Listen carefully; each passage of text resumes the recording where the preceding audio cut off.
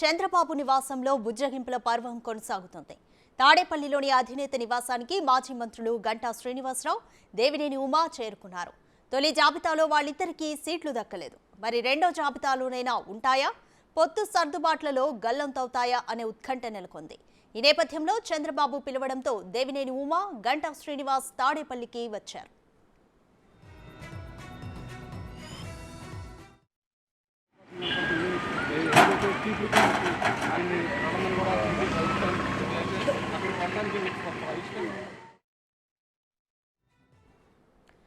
TDP Janasena తొలి జాబితా విడుదల తర్వాత ఈరోజు చంద్రబాబు నివాసంలో బుజ్జగింపుల పర్వం కొనసాగుతోంది.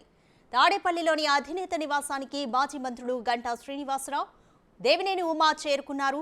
తొలి జాబితాలో వాళ్ళిద్దరికీ సీట్లు దక్కలేదు. మరిక రెండో జాబితాలోనైనా ఉంటాయా లేక పొత్తు సర్దుబాట్లలో గల్లంతవుతాయా అనే ఉత్కంఠ నెలకొంది. ఈ నేపథ్యంలో చంద్రబాబు పిలవడంతో దేవినేని ఉమా, గంటా శ్రీనివాస్ తాడేపల్లికి వచ్చారు.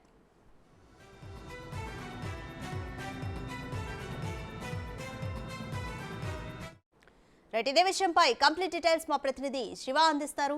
శివ, చంద్రబాబు పిలుపుతో దేవినేని ఉమా, గంటా శ్రీనివాస్ తాడేపల్లికి వచ్చారు. ఈ సీట్ల సర్దుబాటుకి సంబంధించే చర్చ ఉంటుందా, మరి ఇంకేదైనా ఉంటుందా? కంప్లీట్ డీటెయిల్స్ ఏంటి? అదిగా మొత్తం మీద చూసుకుంటే తెలుగుదేశం పార్టీ అధినేత చంద్రబాబు నివాసాన్ని కొద్దిసేపు క్రితం మాజీ మంత్రులు దేవినేని ఉమా, గంటా శ్రీనివాసరావు చేరుకోవడం జరిగింది.